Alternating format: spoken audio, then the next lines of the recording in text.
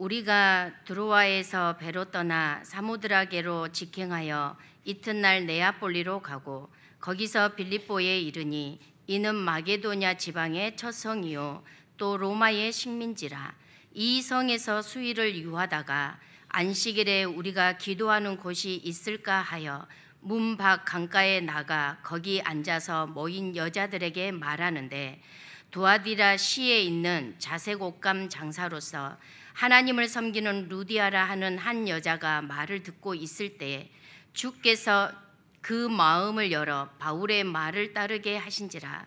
그와 그 집이 다 세례를 받고 우리에게 청하여 이르되, 만일 나를 주를 믿는 자로 알거든 내 집에 들어와 유하라 하고 강권하여 머물게 하니라. 아멘. 우리 다 함께 먼저 신앙 고백하고 말씀 받겠습니다. 주는 그리스도시요 살아계신 하나님의 아들이시니이다. 아멘. 오늘 사도행전 16장 11절에서 15절 말씀을 통하여서 가정을 살리는 복음을 누리는 전도자라는 제목으로 이 말씀을 받아야 되겠습니다. 어제 최년현 권사님 아버님 부친이 소천하셔서 장례식을 잠깐 다녀오게 됐습니다. 그래서 장례식 다녀올 때마다 생각이 드는 것이, 하나님이 사람들에게 유한한 인생, 이 땅에 살 때는 유한한 그 생명을 주셨구나라는 것을 다시 한번 생각하게 되었습니다. 이 땅에 우리가 시한부 인생을 살기 때문에, 다른 말로 우리는 태어난 다음에 분명히 죽을 날이 결정되어 있겠죠. 그래서 죽음의 그 순간으로 계속해서 살기 때문에 시한부 인생 우리가 계속 살고 있습니다. 이때에 우리가 무엇을 위해 살아야 되는가라는 것이 너무나 중요하죠. 불교라든가 다른 종교가 윤회하고 이런 다른 잘못된 주장을 하는데, 만약에 우리가 여러 번 살 수 있다면 여러 가지도 해보겠죠. 근데 우리는 성경에서 말하는 것처럼 이 땅에 딱 한 번 사는 것입니다. 근데 한 번 사는 인생을 중요한 일에, 가치 있는 일에 우리 인생을 드려야 되지 않겠습니까? 그래서 우리는 가장 가치 있는 일을 위해서 여러분 살아야 됩니다. 여러분 생각하기에 가장 가치 있는 일은 무엇입니까? 시편 37편 1절에서 3절 보니까 이제 세상 사람들의 마음과 상태를 이렇게 말하고 있습니다. 악을 행하는 자들 때문에 불평하지 말며 불의를 행하는 자들을 시기하지 말지어다. 그들은 풀과 같이 속히 배임을 당할 것이며 푸른 채소같이 쇠잔할 것이미로다.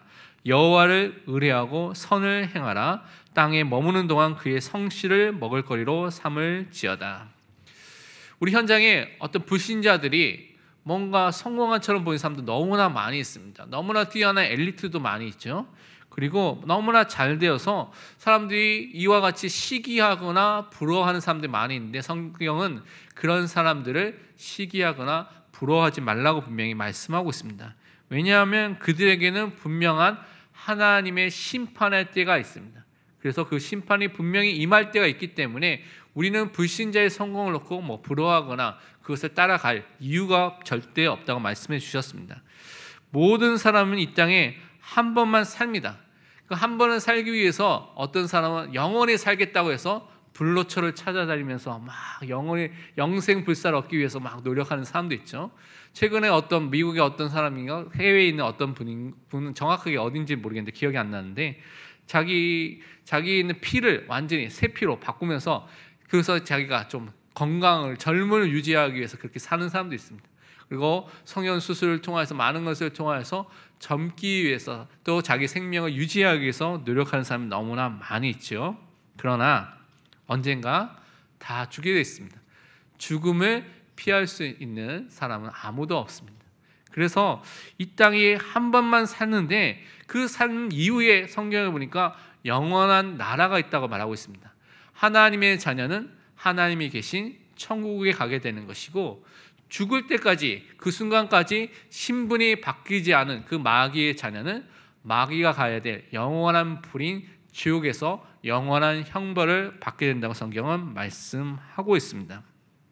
그래서 우리는 단 한 번의 인생을 이 불신자와 세상의 것들을 부러워하고 시기하고 그것을 놓고 막 마음에 두어서 막 사는 인생이 아니라, 정말 가장 가치 있는 복음과 전도와 성결을 위해서 여러분 인생을 드리시기를 바랍니다.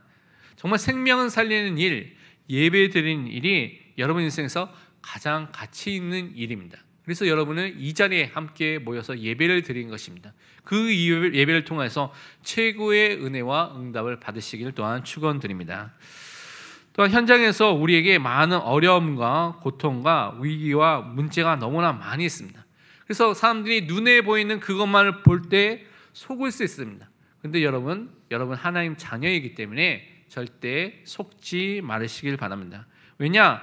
하나님께서 함께 하시기 때문에 그렇습니다. 그래서 현장 속에서 어떠한 문제가 있든지 담대하시길 바랍니다.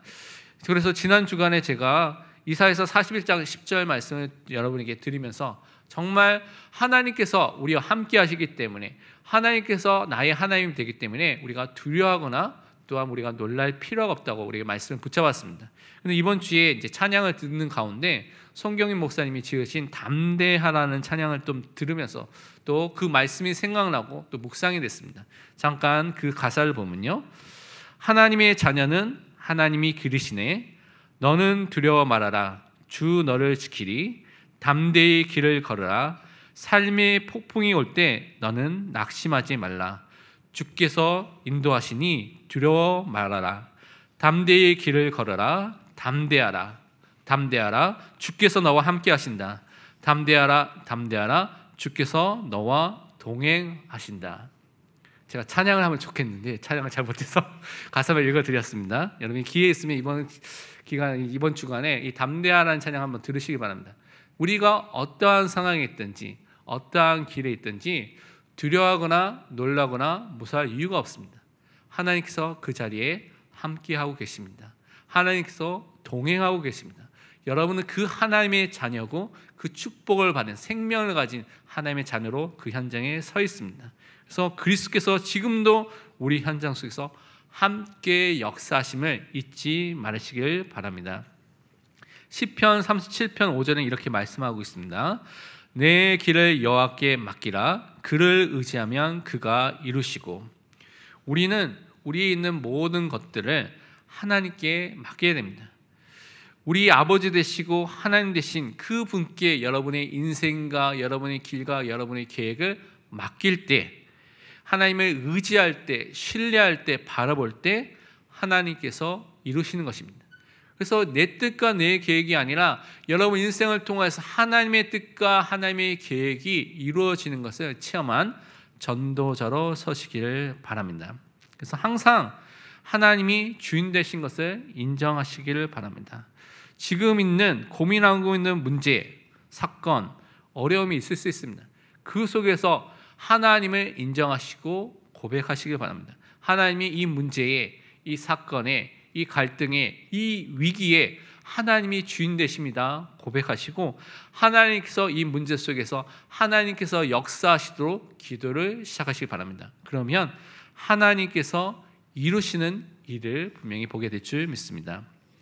우리는 또한 우리 가정의 현장 속에서 많은 문제가 있을 수 있습니다.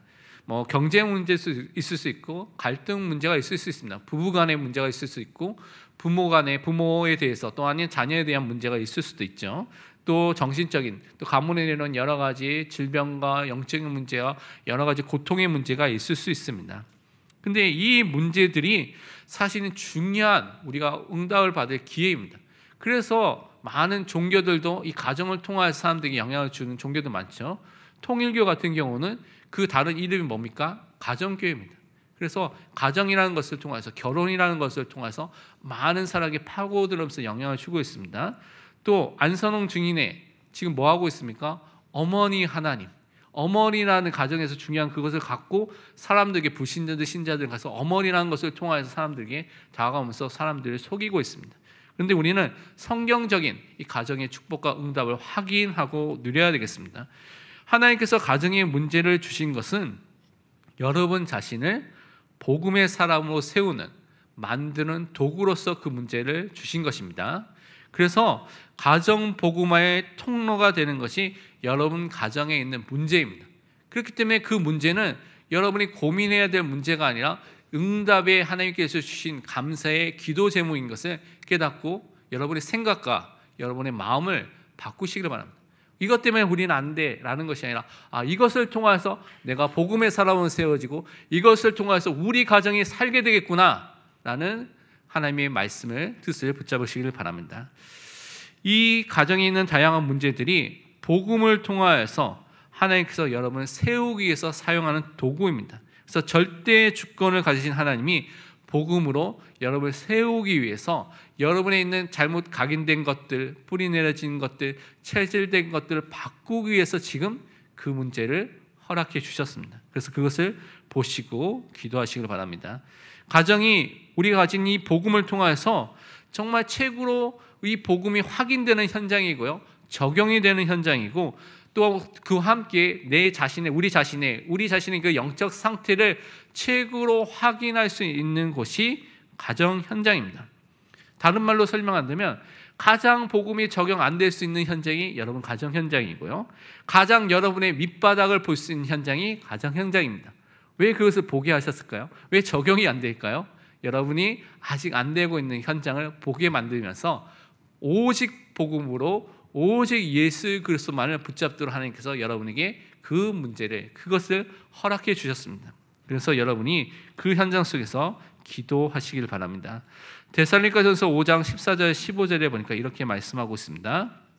또 형제들아 너희를 권면하노니 게으른 자들을 권계하며 마음에 약한 자를 격려하고 힘이 없는 자들을 붙들어주며 모든 사람에게 오래 참으라. 삼가 누가 누구에게든지 악으로 악을 갚지 말게 하고 서로 대하든지 모든 사람을 대하든지 항상 선을 따르라. 사실 이 내용의 말은 여러분이 다른 사람들 하기에는 좀 쉽게 할 수 있습니다. 근데 여러분에 있는 가정에 있는 배우자, 여러분에 있는 자녀, 또 부모님한테는 막 승질내잖아요, 그렇죠? 화내잖아요. 이게 너무 쉽게 되는데 이 말씀처럼 정말 가족들에게, 그 힘이 없는 가족에게 비난하거나 정죄하는 것이 아니라 그들을 붙들어 주시길 바랍니다. 정말 여러분에 있는 가정들, 이해 안 되는 많은 일이 있는데 오늘 말씀같이 사람들고 오래 참으시길 바랍니다. 참기 힘드시죠? 참으시길 바랍니다. 하나님의 은혜와 사랑을 갖고 이 일을 해야 됩니다. 왜냐하면 우리 가족을 살리기 위해서, 그들을 복음의 사람으로 세우기 위해서 우리가 이 응답을 누려야 되겠습니다. 그래서 오늘 말씀을 통해서 가정을 살리는 복음을 사실적으로 확인하는, 누리는 전도자로 서야 되겠습니다. 첫 번째 우리가 그래서 붙잡아야 될 것이 무엇이냐면, 원래 하나님이 만드신 가정과 죄로 인하여 파괴된 가정이 무엇인지를 말씀을 통해서 우리가 확인해야 되겠습니다. 첫 번째 우리가 봐야 될 것은 무엇이냐면, 원래 하나님이 만드신 가정이라는 것은 하나님의 언약 안에, 하나님의 말씀 안에 살도록 만드신 것이 이 가정입니다. 그래서 하나님께서 원래 주신 우리가 살 수 있는 원리가 무엇이냐? 사람과 이 가정이 하나님의 언약 속에, 말씀 속에 있을 때 가장 행복하고요, 가장 평안하고요, 하나님의 모든 것을 누릴 수 있다는 것을 보여주셨습니다. 창세기 2장 16절 17절에 하나님께서 주신 언약이죠. 여호와 하나님이 그 사람에게 명하여 이르시되 동상 각종 나무의 열매는 내가 임의로 먹되 선악을 알게 하는 나무의 열매는 먹지 말라. 내가 먹는 날에는 반드시 죽으리라 하시니라. 하나님께서 선악과의 언약, 다른 말로 행위 언약, 창조 언약, 생명 언약 다양하게 부릅니다. 이 언약의 말씀을 주신 것은 이 인간이 만들어진 가정이 하나님의 말씀 속에서 하나님을 창조주로 인식하고요, 하나님을 우리를 만드신 분으로 인식하고 항상 인정하고 하나님을 그들의 아버지로 인정하는 가운데 에덴 동산에 있는 모든 축복들을 누리도록 그 말씀과 그 은혜를 주신 것입니다. 그래서 원래 말씀 속에, 원래 예배 속에 있는 것이 우리 개인이었고 우리 인간이었고 가정이었습니다. 그때가 가장 정상적인 삶을 살 수 있는 그 상태입니다. 그래서 처음부터 말씀 속에서 개인이 살도록, 말씀 속에서 가정생활을 하도록 만드셨다는 것을 여러분 항상 잊지 마시길 바랍니다. 또한 이 가정은요, 서로 살리고 서로 돕기 위해서 그 가정을 주셨습니다. 창세기 2장 18절에 보니까요, 여호와 하나님이 이르시되 사람이 혼자 사는 것이 좋지 아니하니 내가 그를 위하여 돕는 배필을 지으리라 하시니라. 그래서 부부를 세워서 아담과 하와가 부부가 됐는데, 이 부부는 서로를 돕는 배필로, 그것을 통하여서 서로를 세워주는 그 일을 하도록 원래 부부를 세우신 것입니다. 그런데 자기가 원하는 것을 먼저 내세우는 것이 아니라 서로 섬기고 서로 이 일을 해야 되는데 죄로 인해서 이 관계가 모두 깨지게 된 것을 우리가 알 수가 있는 것입니다. 신명기 6장 6절에서 7절은 또 이렇게 말씀하고 있습니다. 오늘 내가 명하는 이 말씀을 너는 마음에 새기고 네 자녀에게 부지런히 가르치며 집에 앉았을 때에든지 길을 갈 때에든지 누워 있을 때에든지 일어날 때에든지 이 말씀을 강론할 것이며. 먼저 나에게 우리 부모님의 말씀 속에 하나님의 말씀이 먼저 각인되고 뿌리내려지고 내 것이 된 다음에 우리 자손들, 우리 후대들에게, 우리 자녀들에게 이 말씀을 가르치라고 말씀하고 있습니다. 이 말씀을 또한 강론하라고 말씀하고 있습니다. 그 말씀을 통해서 포럼을 하라고 말씀하신 것이죠. 나누라고 말씀하고 있습니다. 하나님께서는 우리에게 자녀를 주시면서 자녀를 어떻게 키워야 된다고 말씀해 주셨냐면 하나님의 말씀으로 양육하고 이 하나님의 말씀으로 가르치고 이 하나님의 말씀으로 나누라고 우리의 가정의 자녀들에게 그렇게 하라고 말씀해 주셨습니다. 이것이 우리가 부모가 자녀에게 해야 될 일입니다. 그래서 말씀으로 양육하고 복음으로 양육하는 것이 우리가 가정에서 원래 누려야 될 축복입니다. 그와 함께 출애굽기 20장 12절에 보면 내 부모를 공경하라 그리하면 내 하나님 여호와가 내게 준 땅에서 내 생명이 길리라. 부모님을 주 안에서 사랑하고 존경하고 섬기는 자로서 또 우리를 부르셨습니다. 그래서 이것을 말씀 속에서 함께 누릴 때 우리가 항상 행복한 가정의 축복을 누릴 수 있는 원리로 주신 것이죠. 그런데 이 모든 것들이 죄로 인해서 이 모든 가정의 축복들이 파괴됐습니다. 인간이요 사탄의 유혹을 따라서 하나님의 언약의 말씀에 대한 불신앙, 불순종을 하게 된 것입니다. 인간이 스스로 자유의지를 갖고 선택하게 된 것이죠. 하나님의 언약 대신에 사탄의 말을 선택하게 된 것입니다. 이것이 죄입니다. 하나님의 말씀을 어기고 하나님에 대해서 거역하고 반역한 그것이 죄입니다. 그래서 이때부터 가정의 관계가 깨어지고 인간은 타락하게 됐습니다. 그래서 모든 부분에 문제가 생겼는데 특히 가정에 관한 문제들이 먼저 생기게 됐죠.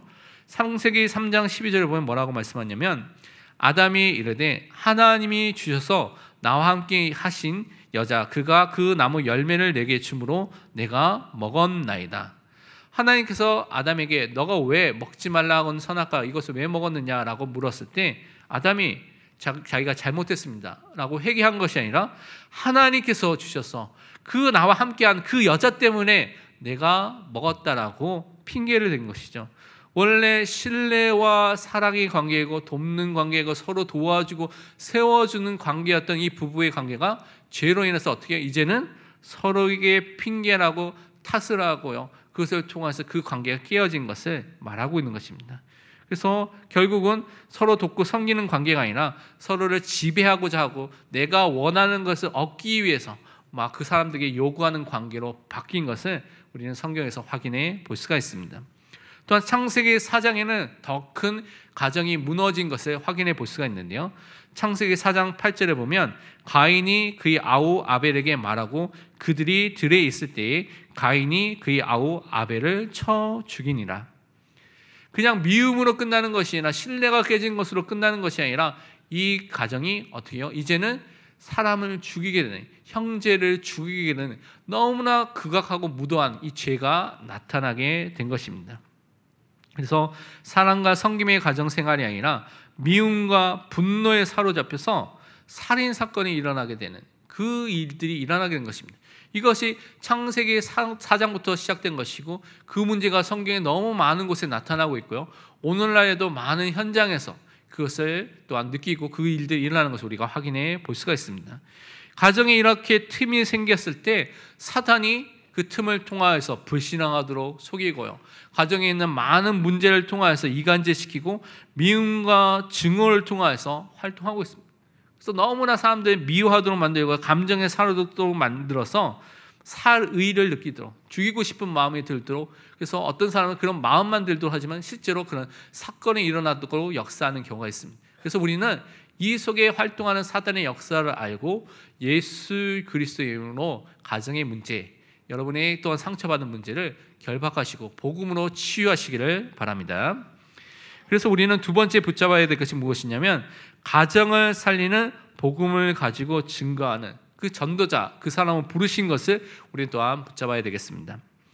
하나님은 여러분을 가정을 회복하고 살리는 복음 가진 한 사람으로 불러주셨습니다. 데살로니가 전서 5장 24절에 보니까 너희를 부르신 이는 하나님은 미쁘시니 그간 또한 이루시리라.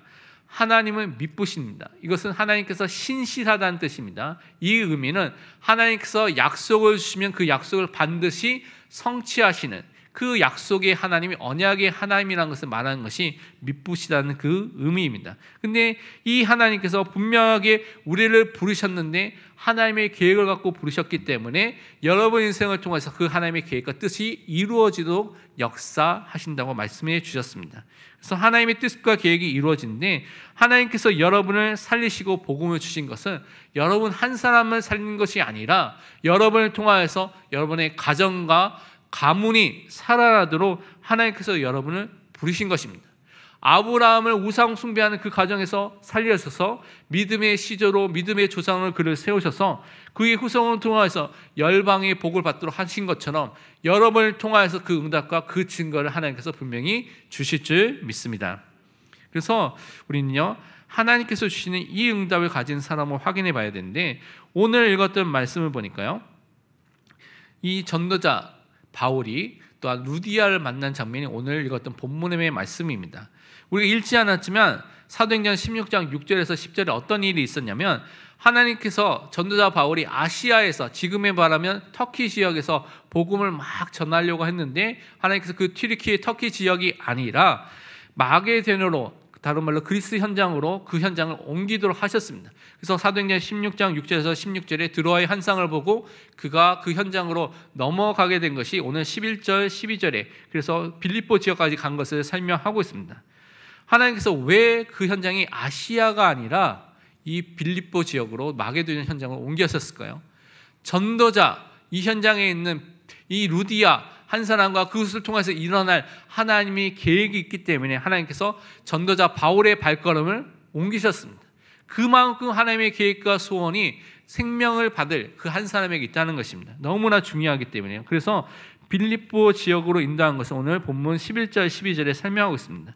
그리고 그 현장에서 안식일에 이들이 회당에 모여서 기도해야 되고 또 말씀을 나눠야 되는데 그런 현장이 있는지 살펴보기 위해서 강가에 있는 여인들과 이야기를 한 것을 오늘 13절에 말하고 있습니다. 그 속에서 아마 복음을 설명하고 하나님에 대해서 설명하는 기회가 있겠죠.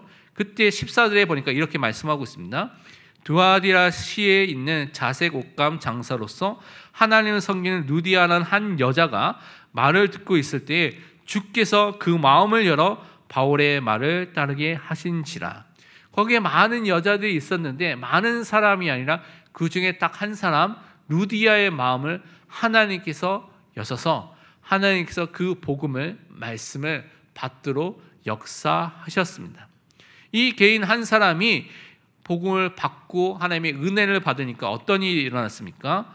15절에 보니까 그와 그 집이 다 세례를 받고 우리에게 청하여 이르되 만일 나를 주 믿는 자로 알거든 내 집에 들어와 유하라 하고 강권하여 머물게 하니라.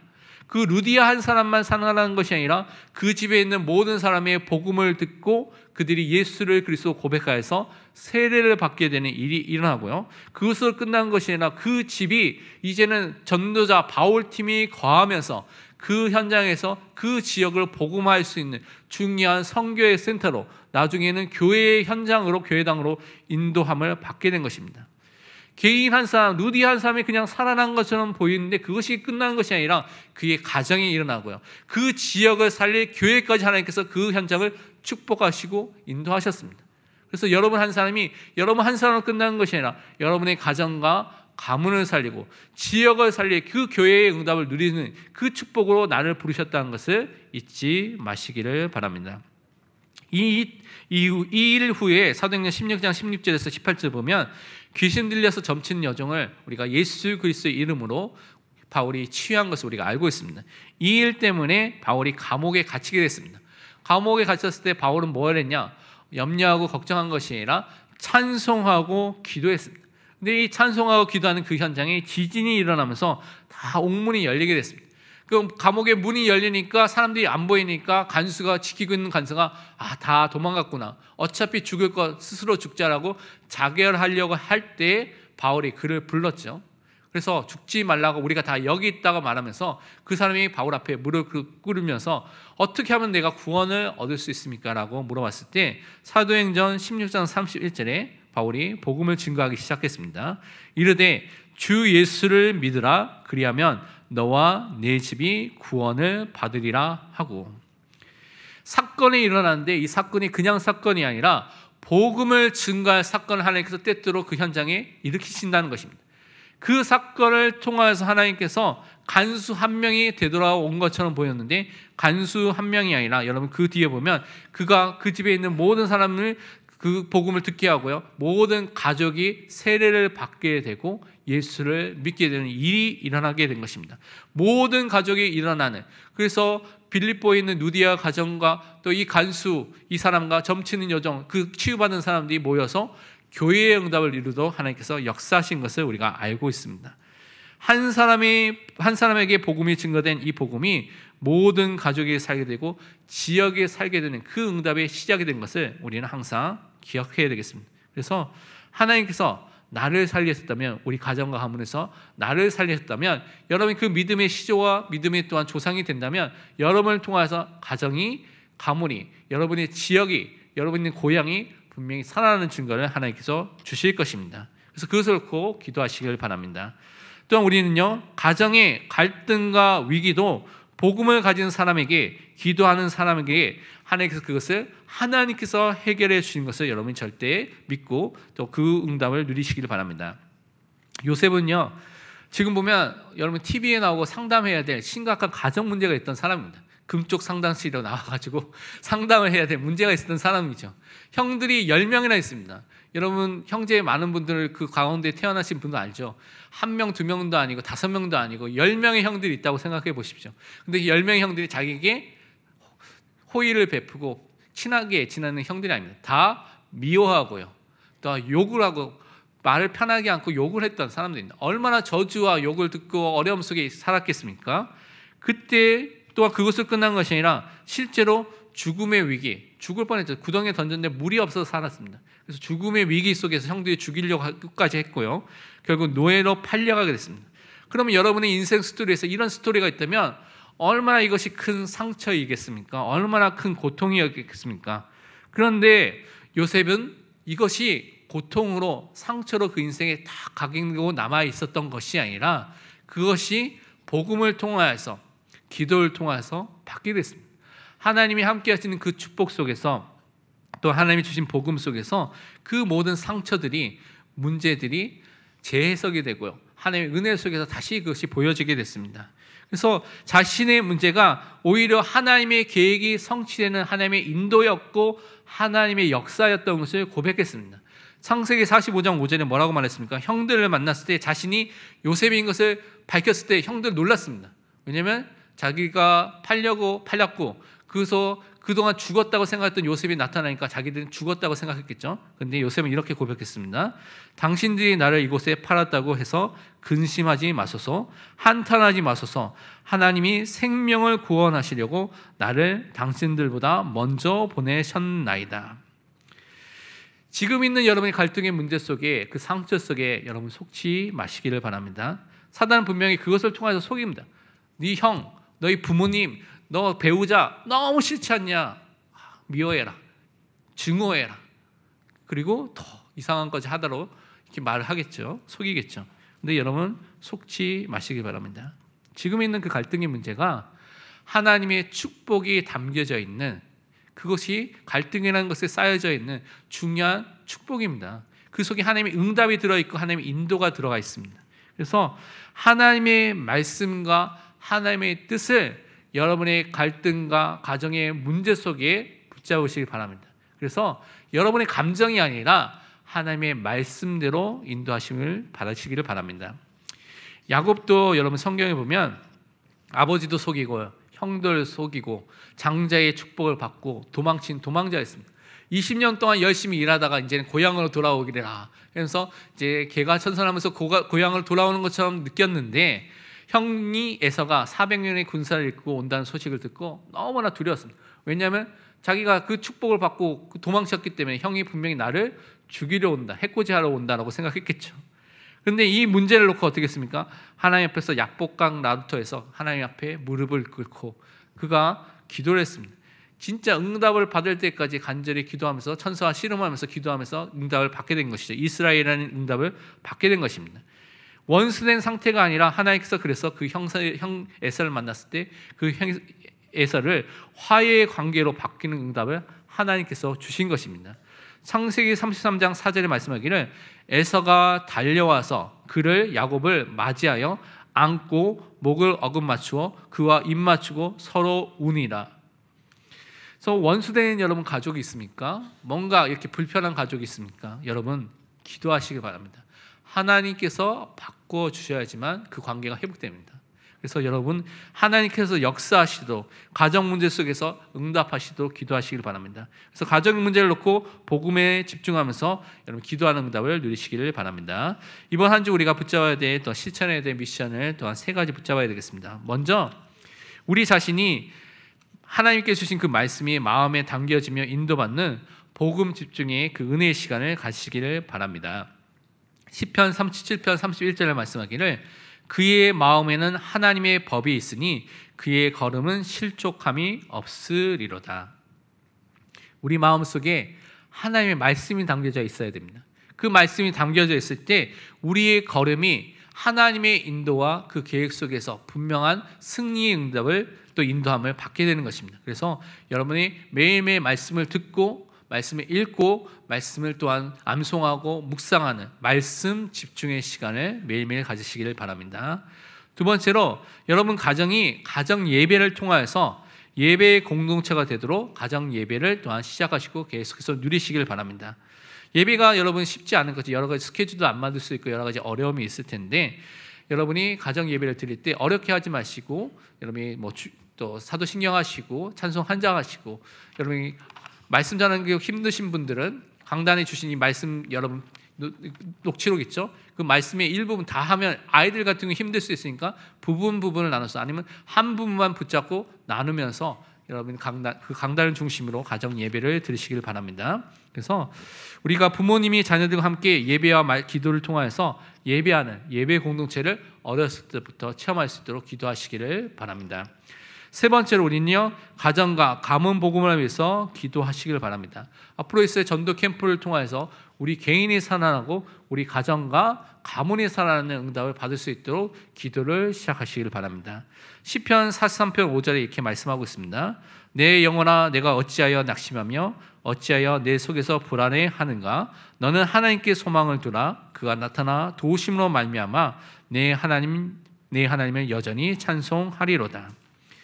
가정과 가문이 쉽게 복음화되지 않는 가정이 많이 있습니다. 그래서 그것 때문에 염려하거나 낙심하지 마시고 하나님께 소망을 두고 기도하시길 바랍니다. 하나님께서 분명히 나타나 여러분을 도우실 것입니다. 그래서 하나님이 하신 일을 기대하고 기도하시기를 바랍니다. 기도하도록 하겠습니다. 하나님 감사합니다. 가정을 살리는 복음을 통하여서 우리 가정이 참된 복음의 가정이 되게 하시고 복음을 누리며 기도하는 기도의 가정이 되게 하시며 이 복음이 가정과 가문에게 지역과 현장에 증거하는 전도의 가정 될 수 있도록 축복하여 주옵소서. 살아계신 예수 그리스도의 이름으로 기도합니다. 아멘.